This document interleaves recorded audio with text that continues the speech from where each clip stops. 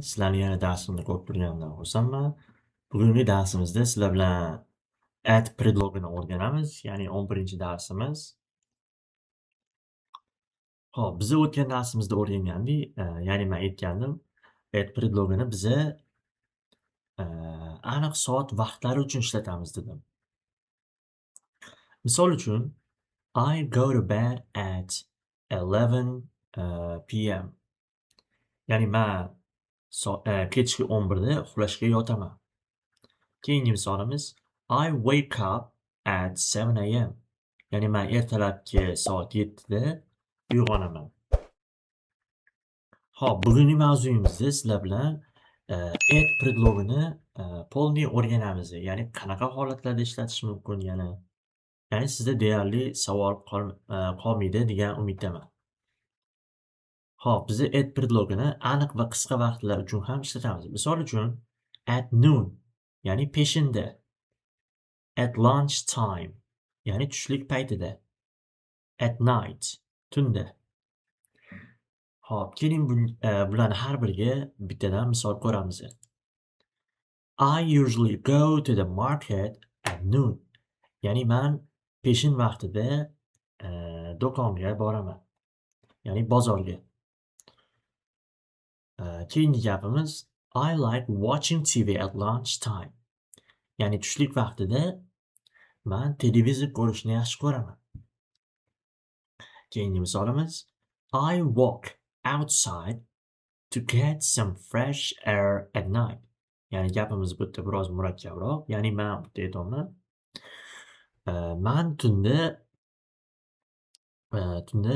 biroz toza havo yutish uchun to get some fresh air bu yerda biroz toza havo yutish uchun tashqariga chiqaman. Ya'ni walk outside degani tashqariga chiqmoq.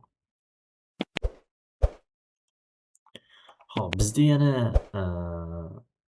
vaqtlar uchun at predlogini ishlatiladigan holatlar bor. Bular at the weekend, dam olish kunlarida. Misol uchun siz gap tuzishingiz mumkin. At the weekend I do nothing. Ya'ni dam olish kunida men hech narsa qilmayman. Yo'qsa at Christmas, ya'ni Rojdestvo kunida. At the end of, ya'ni ning oxirida degani. Misol uchun bu yerga vaqt qo'yib qo'yasizda. Misol uchun at the end of October, ya'ni oktyabr oyining oxirida. At the end of the week, ya'ni haftaning oxirida. At the end of this month, ya'ni shu oyning oxirida. Xullas bu yerga o'sha time vaqt qo'yishingiz kerak. Ya'ni o'sha vaqtning oxirida bo'lib ketadi. Keyingi so'z bizda at the moment, ayni paytda. Misol uchun gap tuzadigan bo'lsam, at the moment I am recording this video. Misol uchun men bu gapni aytaman, men ayni paytda shu videoni yozib olyapman. Keyingisi at New Year, yangi yil kunida. Aytishim mumkin. At New Year I went to the city center. Ya'ni yangi yil kunida men shahar markaziga bordim. Endi men shunchaki bu yerda og'zaki misollar berdim. O'zinglar ham gaplar tuzib ko'rishinglar mumkin. Keyingisi places, ya'ni aniq joylar uchun biza at predlogini ishlatishimiz kerak. Misol uchun at the bus stop, avtobus bekatida. Birinchi rasmni ko'rib turgan bo'lsanglar. At the door, eshik oldida. Bizda ikkinchi rasm at the traffic lights, svetoforda. Uchinchi rasmimiz at the desk, ish stolida. To'rtinchi rasm. Misol uchun ikkinchi so'zga gap tuzadigan bo'lsak, misol uchun aytishingiz mumkin. There is somebody at the door. Ya'ni eshik oldida kimdir bor. Keyin bizda yana at bilan keladigan joylar bor. Endi buni hammasini yodlab olish shart emas. Asnovni shu mana shu 5 tani yodlab olishingiz kerak. At home, uyda degani. At work, ishda. At school, maktabda. At university, universitetda, at college. College mana shu 5 tasi og'zaki nutqda ko'proq ishlatiladi. Endi bu yog'i ham kerak bo'ladi. At the station, at the airport. Aeroportda degani at someone's house. Kimningdir uyida. Endi bu yerda someone degani o'zi kimdir degani. Endi bu yerda qo'sh tirnoq kelyapti va s kelyapti.